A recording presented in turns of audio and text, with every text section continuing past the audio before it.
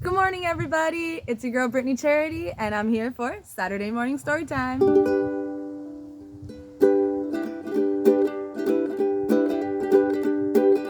I hope everybody out there is waking up feeling good.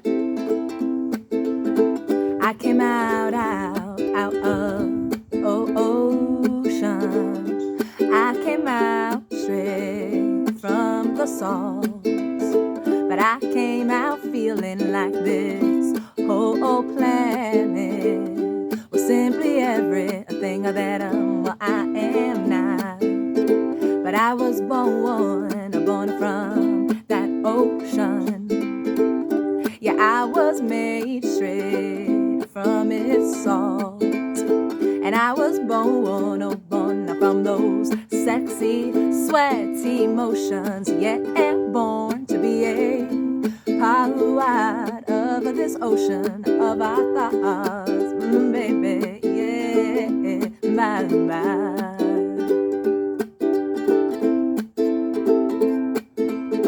But I kept looking for some reason. And all alone, I kept on wasting healthy, precious seasons. Cause I forgot, oh my baby, well, said I forgot to fish my meaning. I can't be nothing that I am not. Cause I was born from that ocean. Yeah, I was made straight from the salt. And I was born from those sexy, those sweaty emotions. Yeah, born to be a part of this ocean of our thoughts. To give it all that you want and contribute whatever you got. And if you don't dive right in, well, baby, you'll regret it. But if you do, oh, honey child, say you want some more. Funny thing about, well, this whole deep, wide ocean, its mysteries reach far beyond the beaches of your own soul. Whoa, cause we were born from that ocean. Yeah, we were made straight from its salt. And we were born from those sexy and those sweaty emotions. But we were born to be a part of this ocean of our thoughts. Better make them good ones. Thank you guys for being here this morning. That's a little song of mine called Ocean of Thought, but I shortened it for you. And that's actually one of the songs I recorded in North Carolina at Joey Times TV studio and Dow studio with Michael and Tim. Shout out to the homies. Yeah, and look forward to that because that's going to be on my website and hopefully available before the end of the year. Really excited about that. Today, that's the theme that I'm kind of rolling with, is that we're here. So we have purpose and we put the meaning in our lives, and we should be grateful no matter what inconveniences come our way, no matter, what things come from left field and kind of throw us off balance. Whatever it is, we've been given this breath, we've been given this life. Let's make the most out of it. Let's look at the things that we got going for us instead of the things that we don't. Let's count our blessings instead of counting what we're lacking. And on that note, I'm going all in today. This is a book I found a long time ago, and it's called The Faith of Helen Keller. Now, we all know Helen Keller. She was blind, deaf, and mute. And I mean, talk about counting your blessings. I mean, I can't even imagine. I can't even imagine what that would be like. There's so many things to point the finger at and say, oh, woe is me, pity me. And yet this incredible human being, she triumphed, and she wrote about everything, and she inspired lives. And this book, I think, is so important. And when I found it, I really held on to it and cherished it. It shares pieces of different of her writings over the course of her life. And there's things of friendship, and there's writings on love, and there's writings on solitude and loneliness. And it's just, she is an example of how we should just give thanks for the life we've been given, and just lean in on what is good, even if it's tiny, tiny, tiny, tiny, tiny, because life is hard. But if we only focus on the bad and what makes us feel small and insignificant and lonely and scared and inadequate, then we have no chance, not one whatsoever. And I notice in my life, like when I just give a little bit of my attention to the good, even if it's just, hey, you know, my knees work today, well, more good continues to grow from that. So just shine your light in those dark corners, and it illuminates a whole lot. So on that note, I'm going to share a piece where she writes about herself. And I think it's a very beautiful, beautiful section of the book. So she says, sorry, we have some people working. It's been a little bit of a hectic morning over here. My life is a chronicle of friendship. My friends, all those about me, create my world anew each day.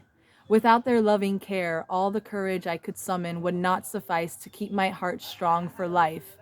But like Robert Louis Stevenson, I know it is better to do things than to imagine them. My hand is to me what your hearing and sight together are to you.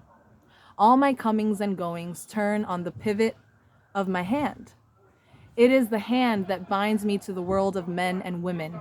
The hand is my feeler with which I reach through isolation and darkness and seize every pleasure, every activity that my fingers encounter. I, too, may construct my better world, for I am a child of God, an inheritor of a fragment of the mind that created all worlds. It is not possible for civilization to flow backward while there is youth in the world. I try to increase the power God has given me to see the best in everything and everyone, and make that best a part of my life. The world is sown with good, but unless I turn my glad thoughts into practical living and till my own field, I cannot reap a kernel of the good. A good cry yesterday morning washed away some of the shadows of my soul, so that I am able to see more of life's brightness and to chat with a few people. I can't imagine a man wanting to marry me. I should think it would seem like marrying a statue. We were always amused at the newspaper accounts of our appearance in a place. I was hailed as a princess and a prima donna and a priestess of the light. I learned for the first time that I was born blind, deaf, and dumb, that I had educated myself, that I could distinguish colors, hear telephone messages, predict when it was going to rain, that I was never sad, never discouraged, never pessimistic, that I applied myself with celestial energy to being happy, that I could do anything that anybody with all his faculties could do. They said this was miraculous, and no wonder. We supplied the particles when we were asked for them, but we never knew what became of the facts.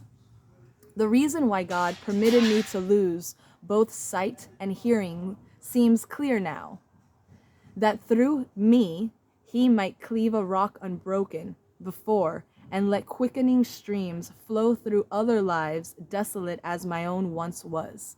So I am content. It would be wonderful to find myself free from even a small part of my physical limitations, to walk around town alone, to go and come without a word to anyone, to read the newspapers without waiting, and pick out a pretty handkerchief or a becoming hat in the shops. I trust, and nothing that happens disturbs my trust.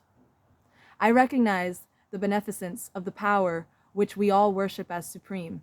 Order, fate, the great spirit, nature, or God. I recognize this power in the sun that makes all things grow and keeps life afoot. I make a friend of this undefinable force, and straightway feel glad, brave, and ready for any lot heaven may decree for me. This is my religion of optimism. The conflict between the artistic impulse and the calculating scientific tendency in modern times repels me. A future civilization is likely to be hard, practical, monotonous. I feel fortunate indeed that it has been possible for me to be a barbarian, to enjoy sculpture, poetry, happy make-believe in bleak corners of my limitations. It seems to me more urgent than ever to foster in the present young generation a spiritual philosophy and imagination that shall keep the morning dew in their souls when an age arrives that knows not the muses. It is not true that I am never sad or rebellious, but long ago I determined not to complain. The mortally wounded must strive to live out their days cheerfully for the sake of others. That is what religion is for, to keep the heart brave, to fight it out to the end with a smiling face. This may not be a very lofty ambition, but it is a far cry from surrendering to fate. I believe that no good shall be lost, and that all man has willed or hoped or dreamed of good shall exist forever. For three things that I thank God every day of my life, that he has vouchsafed my knowledge of his works. Deep thanks that he has set in my darkness the lamp of faith. Deepest thanks that I have another life to look forward to, a life joyous with light and flowers and heavenly song. It is curious how thoughts behave. They elude me in a crowd. Like spirits, they must be spoken to in solitude before they will explain themselves. Gonna end right there. That's some powerful stuff. I think I'm gonna read one sentence again that I really want you to carry with you out into your day-to-day, and hopefully into your life, and I'm gonna try to do the same. And it is this one. The mortally wounded must strive to live out their days cheerfully for the sake of others. That is what religion is for, to keep the heart brave, to fight it out to the end with a smiling face. I really love that. Kind of turns religion and spirituality on its head, huh? I hope you guys have a beautiful, beautiful one. Thank you for being here. I love you. Peace.